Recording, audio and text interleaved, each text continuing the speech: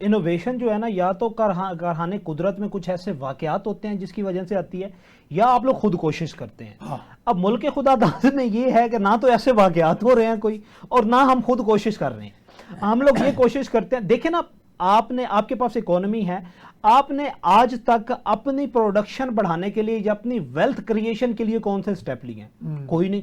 आपकी बजट, आप मुझे एक बजट दिखा दे 78 ईयर्स का जिसमें आपका बैलेंस बजट आया। आपने बड़ा अच्छा मुझे याद करा दिया ये लफ्ज।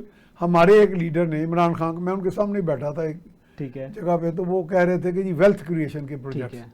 तो किसी ने पहले ये लफ्ज नहीं बोला, मुझे बहरहाल खुशी हुई। लेकिन कंसेप्ट तो अच्छा था, लेकिन शायद हम कंसेप्ट के को सॉल्व नहीं कर रहे होते या समझ नहीं रहे होते, या फिर एक्सपर्ट्स जैसे डॉक्टर साहब जैसे लोग हैं बिल्कुल। कि हम एक्सपर्ट्स से कोई रहनुमाई नहीं लेते, रहनुमाई नहीं लेते, या हम समझते हैं हम अकेले कूल हैं। ये सब में लीडर्स में है तकरीबन। बिल्कुल ऐसे ही है। आप इमरान खान एक ले लेते हैं आप, बिल्कुल उसको समझ नहीं रहे होते आप। इमरान खान का क्या नेगेटिव पॉइंट था कि वो खुद को अगले कुल समझते थे।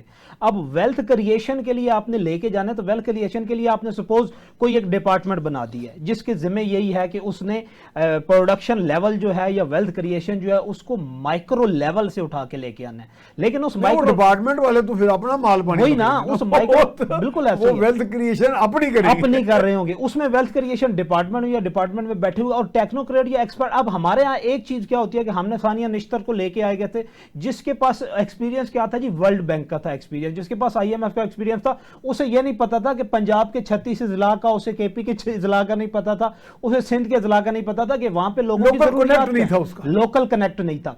अब दूसरी बात, जब हम लोग मसला फंसे हुए इस तरह है कि अगर हम लोग एक पब्लिक रिप्रेजेंटेटिव लेके आते हैं तो पब्लिक रिप्रेजेंटेशन में रिकमेंडेशन का प्रोसेस जो है वो आ जाता है। जब हम लोग सिविल सर्वेंट लेके आते हैं, वहां पे बिठाते हैं कि किसी डिपार्टमेंट के हेड को सिविल सर्वेंट हेड कर रहा होगा, तो उसमें लेके दोबारा नेपोटिज्म का कॉन्सेप्ट जो है वो आ जाता है। अभी आप ये देख लें कि एक रियासत के 4 पिलर होते हैं, जुडिशल है, एग्जीक्यूटिव है, आपका मीडिया है आपके पास, और आपके पास जो है वो मजलिस शूरा है या पार्लियामेंट है। अब मुल्क में ये है कि हमारे यहां अगर हम लोग पार्लियामेंट की बात करें तो अभी तक हमारे पास 78 ईयर्स में एक प्राइम मिनिस्टर ने अपनी टेन्योर पूरी नहीं की। हम लोग एग्जीक्यूटिव की बात करते हैं, ये एग्जीक्यूटिव किसी भी प्राइम मिनिस्टर ने पूरी नहीं। जुडिशरी में बात करते हैं तो जुडिशरी में हमेशा जो नेगेटिव रोल रहा है हमारे जुडिशियल सिस्टम का रहा है। जब भी कॉन्स्टिट्यूशन को तोड़ा गया है, जब भी कॉन्स्टिट्यूशन को मरोड़ा गया, तो सबसे ज्यादा सपोर्ट किया हमारे जुडिशरी ने। अयूब खान के दौर में जुडिशरी को कॉन्स्टिट्यूशन पसंद नहीं है। देखे ना प्रोसेस का, मुझे तो आपकी बातों से ये सर मैं आपको बताता हूं, हमारा आइन की चीज मैं बताता हूं। अब हमारा जो आप लोग हायर कोर्ट्स में और सुप्रीम कोर्ट्स में जजेस देखते हैं ना, मैं जब आप ये थोड़ा कोई एहतराम के दायरे में, हाँ मैं सर एहतराम में, मैं ग्रेजुएशन लेवल पे भी था ना, हमारे लिए ऑनरेबल है, हमारे चाहे चीफ जस्टिस हो, हमारे जितने भी जजेस हैं। लेकिन हमारे यहाँ 2 प्रोसेस हैं आपकी जुडिशियल सिस्टम के, एक सिविल जज का और एडिशनल सेशन जज का। आप लोग वाया एग्जाम्स लेके आते हैं। आपके सिविल जज ने भी एग्जाम दे के आना है 1200 नंबर का, आपके एडिशनल एंड सेशन जज ने भी दे के आना है। आपके पास जो जस्टिस लेके आते हैं वो आप नीचे से हाई कोर्ट से वकील उठा लेते हैं।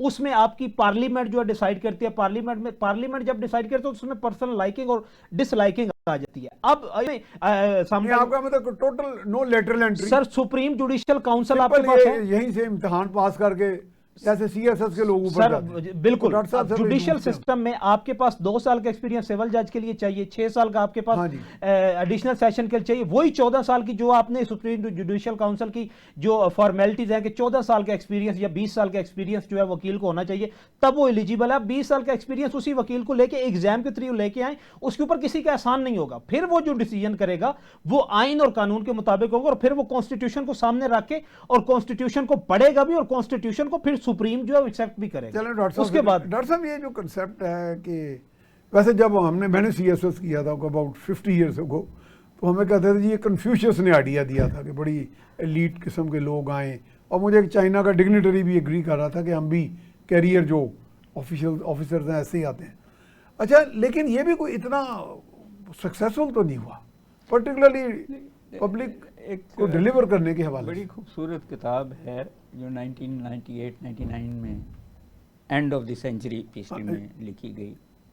It is called creating a new civilization. Creating a new civilization जी। ये कौन से मुसन्नफ थे? Alvin Toffler, Alvin and Heidi Toffler. उनकी 3 किताबें जो थी, फ्यूचर शॉक, थर्ड वेव का ये वो है, उसी का एक आगे वर्जन था। उसके प्रिएम्बल में लिखा हुआ है कि the era of bureaucracy is over, is over, the era of technocracy is over, the era of mass media is over, ठीक है। the era of universities is over।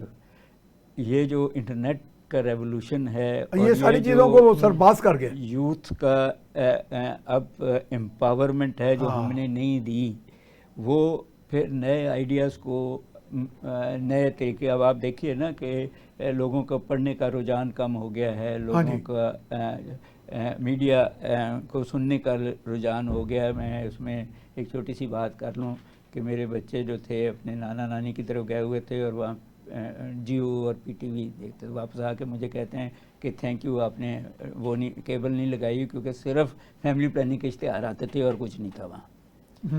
जिसके सो वो जो हमारी अब ब्यूरोक्रेसी, वो जुडिशल ब्यूरोक्रेसी हो या सिविल हो या कोई और हो, उनमें जो अब जिसको कहते हैं पेपर को पुश करने की जो रवायत है और नए इनोवेटिव आइडियाज़ को ना लेने की रवायत है, हाँ, स्टेटस को के गुलाम है, हमें वहाँ तक पहुँचा दिया है। बल्कि एक और साहब ने मुझे कहा कि जी ये जो बच्चे इस वक्त नकल करके पास हो रहे हैं, अगली जनरेशन को ये कैसे नकल कराएंगे? ये सही बात है। ठीक है। सो नॉलेज की कमी, इनोवेशन की कमी, साइंटिफिक डिस्कोर्स की कमी, एजुकेशन की कमी, इंस्टीट्यूशनल का कम होना ये दिखाता है कि हम इकोनॉमिकली भी पॉलिटिकली भी बैंकरप्ट हो रहे हैं। देखें आज की जो लड़ाइयाँ हुई हैं, वो कंबोडिया और थाईलैंड की हो, वो पाकिस्तान और इंडिया की हो, वो ईरान और इज़राइल की हो, यूक्रेन की या किसी की हो, रशिया को नहीं कहता मगर यूक्रेन की हो, इन सब में दूसरे मुल्कों का असला इस्तेमाल हुआ है, या चीन का हुआ है या अमेरिका का हुआ है, शायद यूरोप का हुआ है, इंडिया ने थोड़ा सा इसराइल का भी किया। तो और हमारी जो लड़ाई है उसमें तो ना हमारे जहाज उधर गए ना उनके जहाज इधर आए, हमारे पास दूर से ही वार हो गया और सैटेलाइट से हमें बेहतर इंफॉर्मेशन थी, हमारा इक्विपमेंट चीन का बेहतर था तो हमने गिरा लिए, ईरान ने भी वो इक्विपमेंट ख़रीद लिया है।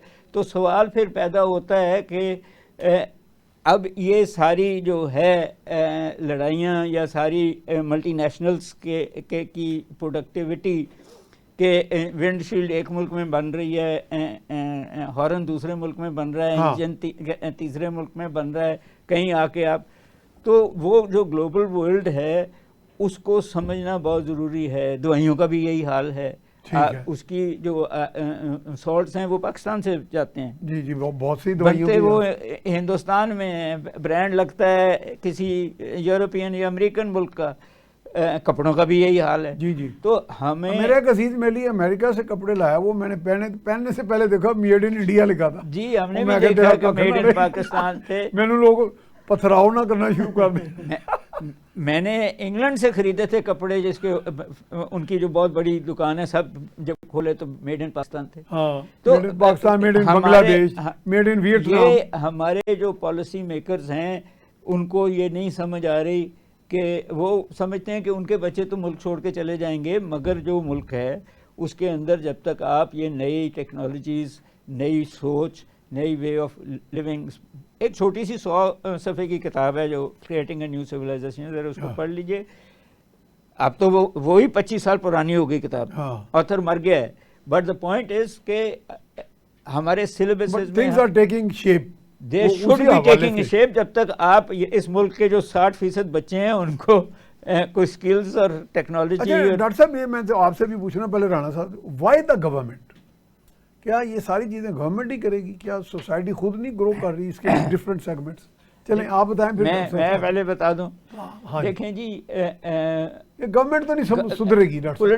पॉलिटिकल साइंस तो ये कहती है ना कि उसकी जो कॉन्ट्रैक्ट थ्योरी है that the government will give you justice and you will give them tax. ठीक है, मगर जब वो टैक्स को सिर्फ गवर्नमेंट के लोग ही खाना शुरू करते हैं, मुफ्त बिजली, मुफ्त गाड़ी, तो वो सारा कॉन्ट्रैक्ट तोड़ दिया है ना, वो सारा सिस्टम डैमेज कर देता और है। फिर एक खास लेवल पे जब आप कहते हैं कि जी टैक्स का शरह 8% 11% टू जीडीपी है, तो वो इतने ही अमीर हैं या इतने मिडिल क्लास है जहाँ से आप ले लेते हैं, ना ऊपर वाले टैक्स दे रहे हैं ना ठीक नीचे है, वो वाले नहीं देते। नीचे वाले तो दे ही नहीं सकते। हाँ तो आपको ने जब इन पिछले 40-50 साल में मॉडल्स नहीं बदले, और मॉडल्स सिर्फ इतने हैं कि आपको दोनों चीज़ें बनानी हैं, आपने सिक्योरिटी स्टेट भी बनानी है और आपने वेलफेयर स्टेट भी बनानी है, और दोनों का हल एक ही है कि आप चलें 20 साल की तालीम ना दें, आप स्किल्स तो देना शुरू करें इन स्कूलों में इन बच्चों को, ताकि वो प्रोडक्टिव हो जाएं। देखें मुल्क में पहले भी पहले 22 पहले जो आपने बात की उसमें बहुत इंपॉर्टेंट है कि वेल्थ की डेफिनेशन दीजिए। हाँ पैसा इकट्ठा करना वेल्थ नहीं है। नहीं है। फाइनेंस ये कहता है कि एसेट्स माइनस लाइबिलिटीज वेल्थ है, मगर इकोनॉमिक्स नहीं कहती है। वो कहती है it is not important what you have, it is important what you do with it. Value addition अगर आप कर रहे हैं ना, तो वो वेल्थ क्रिएशन है। आपकी अपनी स्किल्स, आपकी अपनी बॉडी भी आपकी वेल्थ है, आपका टाइम भी आपकी वेल्थ है। आप उसको कैसे इस्तेमाल कर रहे हैं, कैसे प्रोडक्टिव हो रहे हैं।